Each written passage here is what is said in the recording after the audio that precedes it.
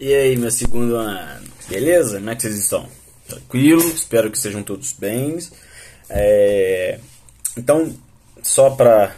Acho que tá todo mundo sabendo já da questão do isolamento social. Nossa primeira aula online, então. Só que, deixa eu explicar para vocês como que vai funcionar nossas aulas. Eu vou gravar videoaulas para vocês. Nós teremos um contato aí pelo Google Sala de Aula, né? Então, qual que é a ideia? Eu enviar alguns vídeos para vocês. Vocês farão atividades pelo Google Sala de Aula. Eu vou enviar alguns esquemas para vocês do que é para vocês copiarem no caderno, o que eu passaria no quadro. Então vocês vão copiar esses esqueminhas no caderno de vocês para completar. E no final de cada conteúdo, quando a gente for fechar um conteúdo, eu vou fazer um Hangout com vocês. Não sei se vocês conhecem o que é um Hangout. Hangout é uma plataforma do Google onde você consegue fazer chamadas de vídeo ao vivo e reunir centenas, não, até alguns dão, várias pessoas juntas para poder tirar dúvidas, se for o caso, em relação ao conteúdo, tá? Então, o que eu vou fazer hoje? Eu vou fazer uma recapitulação, uma revisão da primeira revolução industrial, tá? Porque foi o último conteúdo que nós vimos, ainda faltou uma outra coisinha. Mas antes de entrarmos em próximos conteúdos, né, eu vou fazer uma breve revisão da primeira revolução industrial para ver se está tudo fechadinho, bonitinho. Beleza? Então olha só, vamos lá então. Quando eu falo de primeira revolução industrial, uma coisa que tem que vir na mente da gente é Inglaterra, século XVIII. Tá? Por quê? Porque a primeira revolução industrial ela vai basicamente surgir na Inglaterra do século XVIII, e a partir da Inglaterra ela vai se expandir para outras regiões do planeta. Óbvio que primeiro na Europa, né? E vai se expandindo aos poucos para lugares mais distantes, né?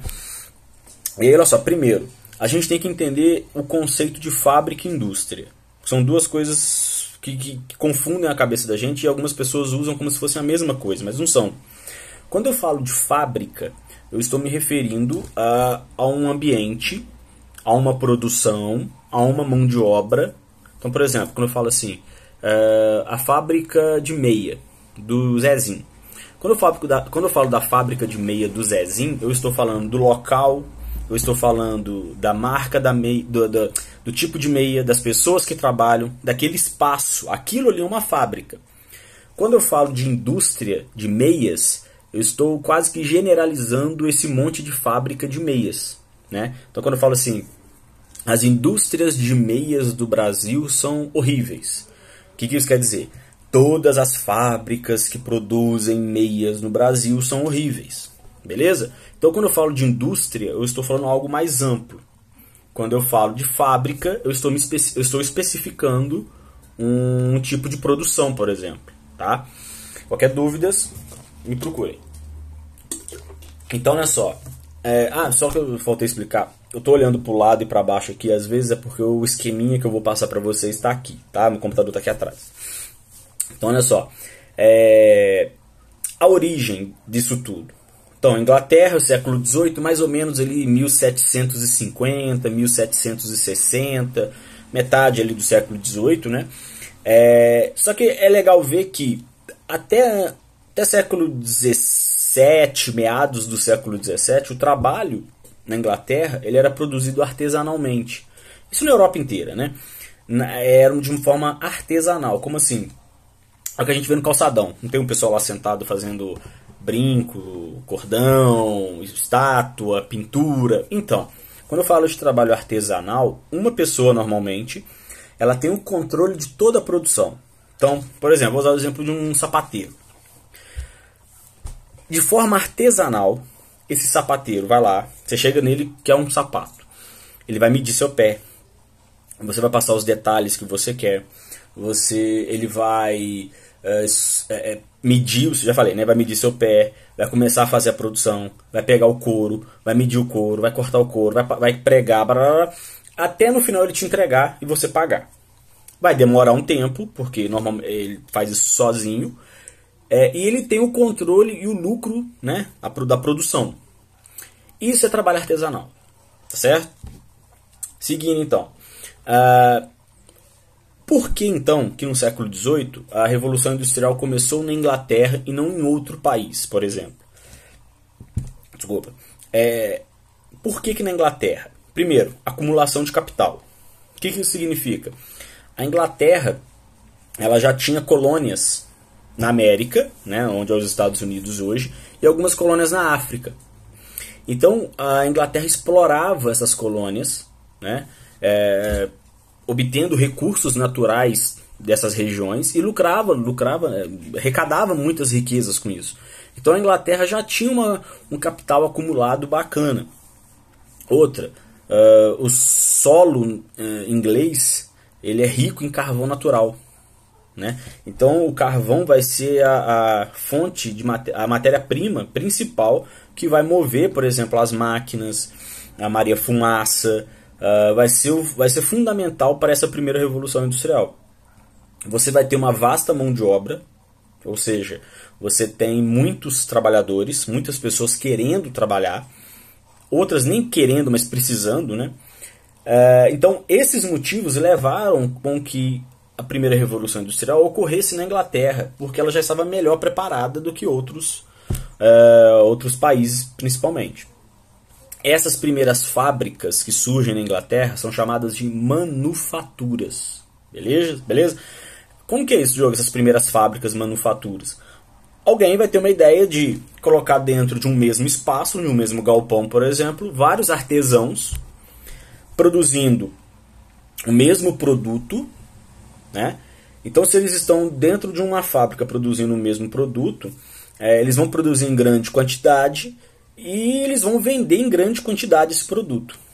O lucro fica com quem? Com os artesãos? Não. Fica com o dono da fábrica, ou seja, o dono da manufatura.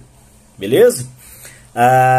E aí você começa também a ter, a partir das manufaturas, a divisão do trabalho.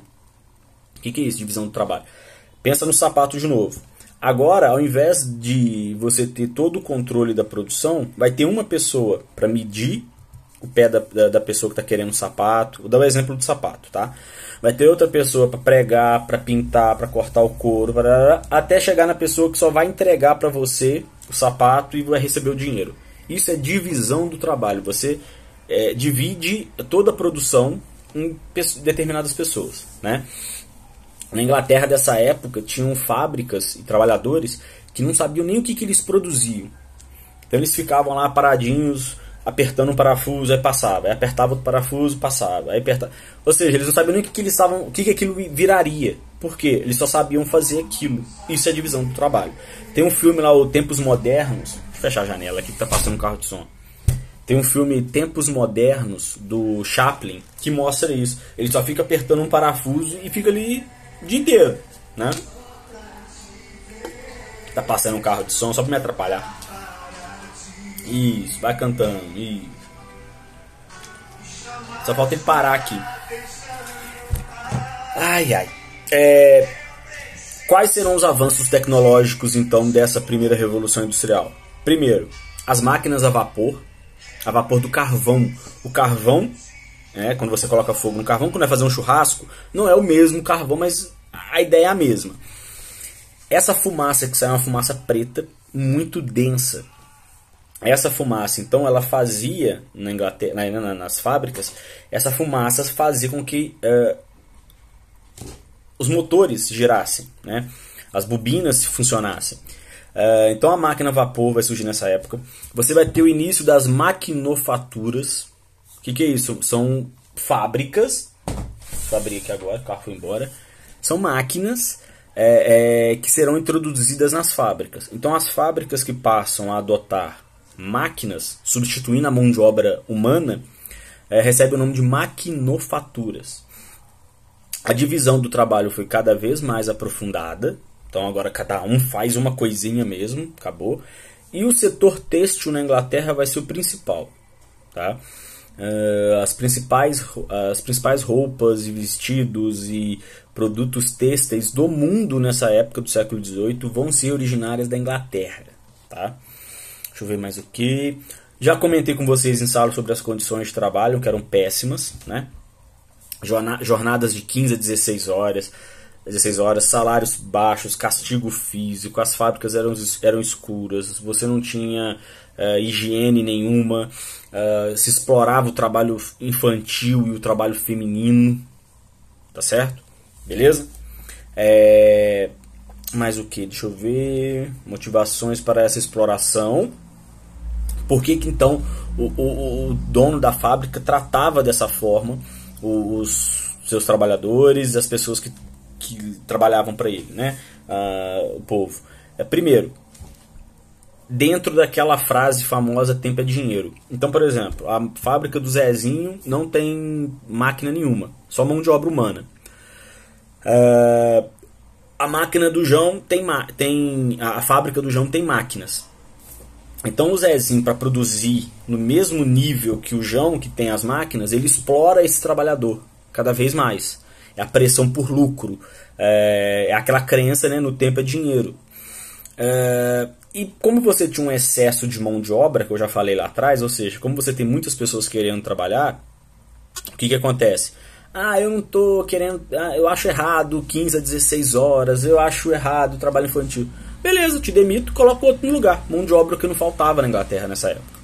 Quais são as consequências disso? Fome, porque muitos eram demitidos ou pediam demissão, então ficavam sem trabalhar. Ficavam loucas. Acidentes nas máquinas, que as fábricas eram escuras, então você não tinha nenhum preparo para isso. Baixa expectativa de vida, porque você ficava louco trabalhando dentro dessas fábricas, né? E como elas eram escuras, a fumaça, você ficava inalando aquela fumaça tóxica a toda a vida, tá? Ok? Fechamos então a primeira Revolução Industrial, nós já vimos o conteúdo, fiz uma rápida revisão do assunto, e qualquer dúvida já sabem, Google Sala de Aula. Beleza? Valeu!